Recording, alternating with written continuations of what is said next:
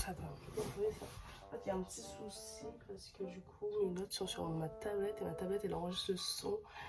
Parce que mon micro il fonctionne pas avec mon téléphone, du coup, il faut que je fasse sur ma tablette. Bon, allez. Le système des. Hop.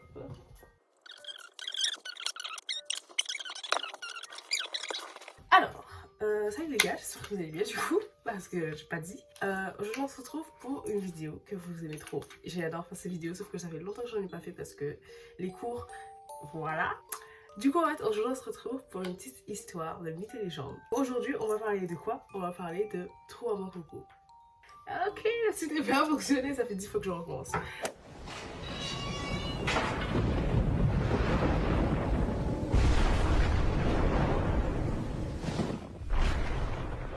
Mon coco en fait c'est quelque chose qui se trouve à la porte des enfers à Anse-Bertrand en Guadeloupe du coup, et contrairement à son nom, la porte des enfers s'apparente plutôt à un petit coin de paradis. En fait c'est vraiment très joli, c'est trop beau la porte des enfers, mais du coup en fait ça n'a pas un contraste avec son nom, d'où en fait son histoire qui va expliquer son nom. Donc en fait ce qu'on se demande c'est pourquoi en fait ça s'appelle la porte des enfers et pourquoi est-ce que du coup le Trou à mon coco ça se trouve là alors que c'est un endroit magnifique, genre il y a les belles plages, les vagues qui viennent se coller sur les rochers, tout ça. Donc on se dit il y a un truc qui va pas. La porte des enfers, c'est trop beau.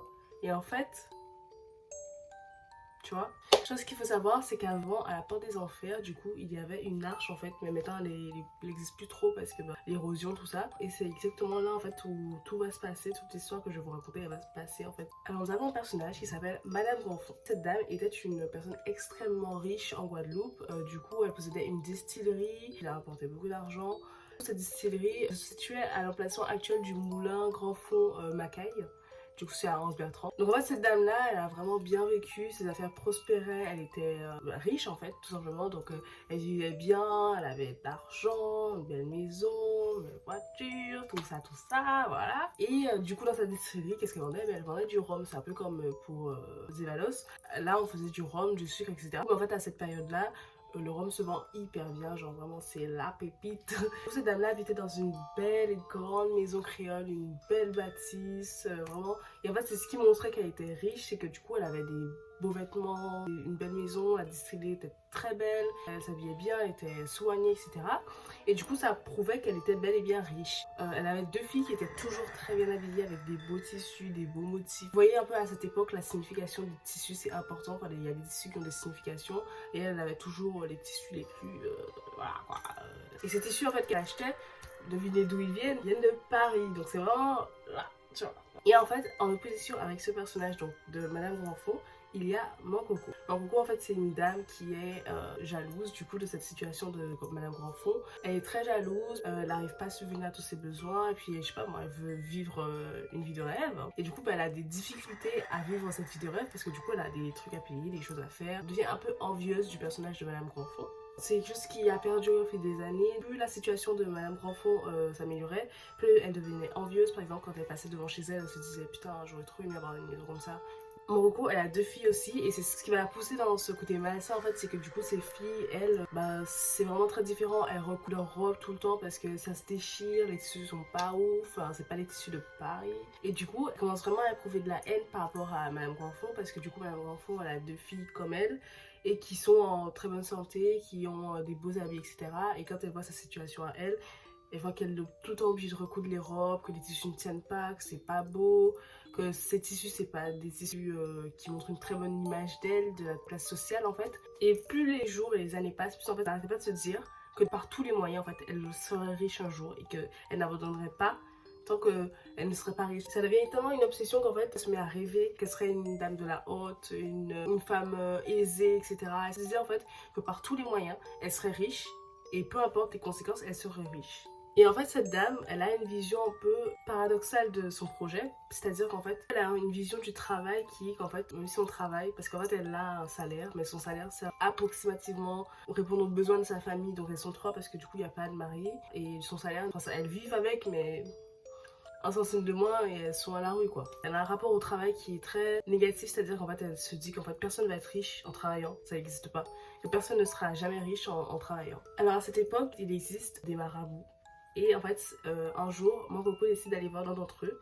et tout simplement de vendre son âme au diable pour avoir de la richesse. Et cette idée lui est venue un soir, elle réfléchissait à comment est-ce qu'elle pourrait mettre à exécution son plan, son objectif. Et justement en réfléchissant à avoir 1, 2, 3 travails, elle s'est perdue dans ses pensées et en fait elle s'est dit, et si j'allais voir le marabout? Elle se rend sur place, elle parle avec le monsieur, ils discutent de beaucoup de choses et là elle se lance, elle lui dit en fait je veux vendre mon âme au diable, je veux faire un pacte avec le diable en fait. Donc l'homme très réticent, il demande est-ce qu'elle sait de quoi elle parle, enfin c'est quand même quelque chose de grave. Elle est très sûre d'elle, elle veut par tous les moyens en fait, comme je vous l'ai dit, elle par tous les moyens, elle voulait être riche. Ils discutent encore, le monsieur la prévient des conséquences en fait, de ses actes. Et le prix de ce pacte a été la vie de ses 2 filles. Sans se rendre compte des conséquences de la perte de ses filles, elle a accepté et elle a vendu du coup l'âme de ses filles au diable et son âme par la même occasion. Après ce pacte, du jour au lendemain, elle est devenue extrêmement riche. Elle est devenue plus riche que Madame Grandfond. Elle a eu la maison, les carrosses, les chaussures, les vêtements, les toilettes, tout, elle a tout eu. Et en fait, Mankoko n'a pas réalisé tout de suite en fait ce qu'elle a fait. Elle arrive chez elle avec tout l'argent, elle va acheter des toilettes pour ses filles. Elle fait comme si de rien n'était, comme si ne s'était rien passé, juste qu'elle avait gagné de l'argent. Et je pense que c'est une forme de déni, qu'elle devait aller à un certain endroit pour donner la vie de ses filles au diable. Mais en fait, en les chouchoutant, etc., ça a duré plusieurs jours. Elle a passé le délai et le jour où il fallait faire ce qu'il fallait faire. Pendant quelques semaines, il s'est rien passé, elle a continué à vivre sa vie de princesse riche. Elle achetait des choses, elle décorait sa maison, elle allait se pavaner, elle faisait sa petite balade en mode regardez j'ai des beaux vêtements, voilà. Et même qu'elle avait commencé à être amie avec du coup cette fameuse Madame Grandfond. Il faut savoir qu'en fait à cette époque là le transport se faisait soit par la mer, par les rivières ou par les routes, enfin les routes par les carrosses, et du coup les carrosses c'était les gens extrêmement riches qui les avaient. Elle en avait un. Et ce jour-là en particulier, elle devait se rendre à Pointe-à-Pitre, sauf qu'elle habitait à Anse-Bertrand. Elle ne peut pas prendre la route ce jour-là précisément. Les voies sont bloquées, les routes sont bloquées. Le seul autre moyen qu'elle a pour aller à Pointe-à-Pitre, c'est la mer. Elle se rend à la place de l'église. En fait, actuellement c'est la place de l'église, mais avant c'était un embarcadère. Donc une fois arrivée sur le port, elle rentre dans un canot, elle s'assoit. Il y a des gens autour d'elle. C'est des gens à peu près de la même caste qu'elle. Tout se passe bien jusqu'à ce qu'ils arrivent au milieu de la mer. Et là, en fait, il y a des grosses vagues qui sortent de nulle part, qui s'assaillent sur le bateau, en fait, le canot, et ils chavirent. En Guadeloupe, c'est des choses qui arrivent souvent, qu'il y ait des grosses vagues et que du coup, les canots se renversent. Mais en fait, c'est des choses que les passeurs et les pêcheurs, du coup, peuvent anticiper. Du coup, le bateau se renverse, il fait le petit service comme d'habitude, et ils réussissent à remonter sur le bateau. Lorsqu'on fait l'appel, tout le monde est là, sauf Mankoko. Et en fait, tous les gens sur le bateau ont eu la même déduction, la même chose. En fait, ils ont tous dit qu'ils ont vu quelqu'un qui marchait sur l'eau, qui portait un parapluie comme le parapluie qu'elle avait en fait. Donc ils pensent que c'était Mankoko. Après on ne peut pas être sûr, mais en tout cas c'est ce que la légende raconte. Le pasteur il a reconnu Mankoko et du coup il allait en direction d'elle pour essayer de la sauver parce que enfin il comprend pas la situation. Il voit juste qu'il y a quelqu'un de son bateau qui n'est pas dans son bateau, qui est à l'extérieur de son bateau. Il veut pas comprendre pourquoi est-ce qu'elle marche sur l'eau, mais juste il va récupérer. Et en plus il y aurait eu des problèmes si le nombre de personnes au départ n'était pas le même nombre à l'arrivée et ça a influencé sur sa paye. Du coup c'est pour ça qu'il est allé en direction de Mankoko. Et en fait les gens sur le bateau disent que plus il accélérait, plus elle semblait aller beaucoup plus vite, comme si elle le fuyait.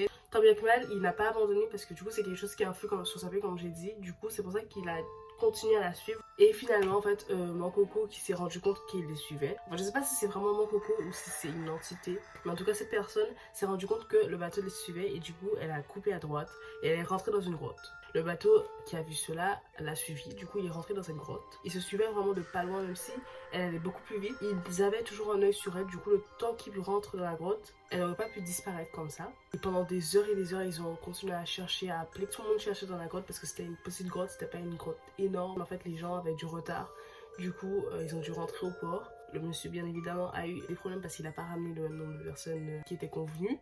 On ne lui a pas tenu rigueur, il n'a pas été renvoyé pour ça parce que tout le monde a expliqué, tout le monde a eu la même version en fait. Mankoko a disparu dans cette grotte et on ne l'a plus jamais revu.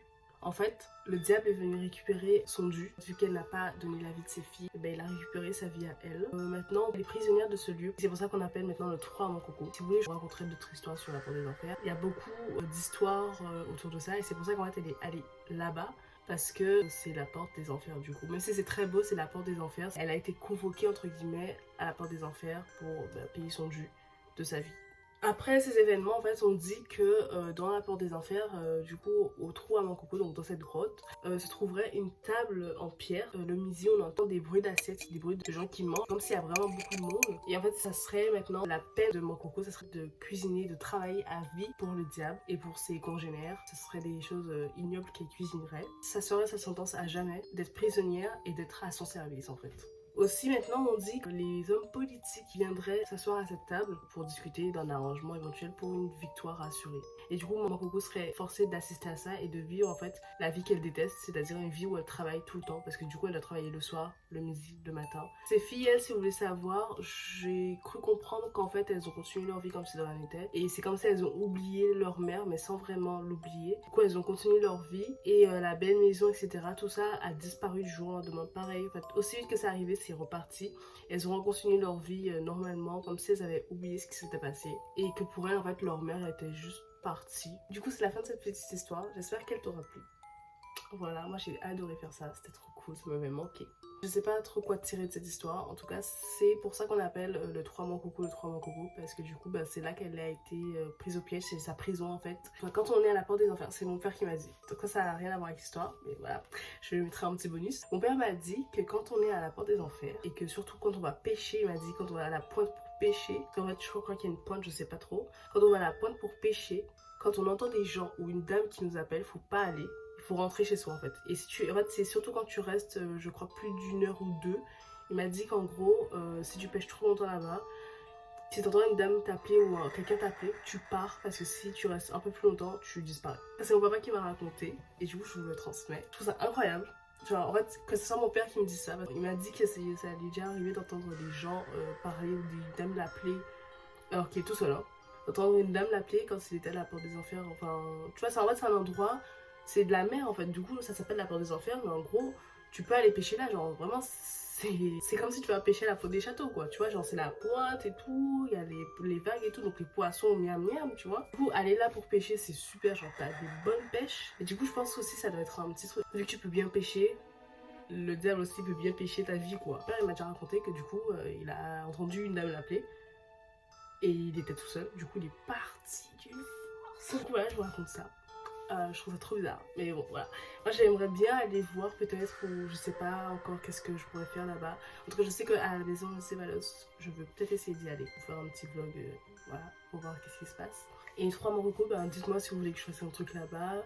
En tout cas je sais que je voudrais retourner ou aller voir comment c'est, enfin je sais pas vraiment si ça sera l'objet d'une vidéo, juste une story Instagram peut-être, je sais pas. Et du coup voilà, c'est la fin de cette vidéo. En plus il y a une petite anecdote en plus, voilà.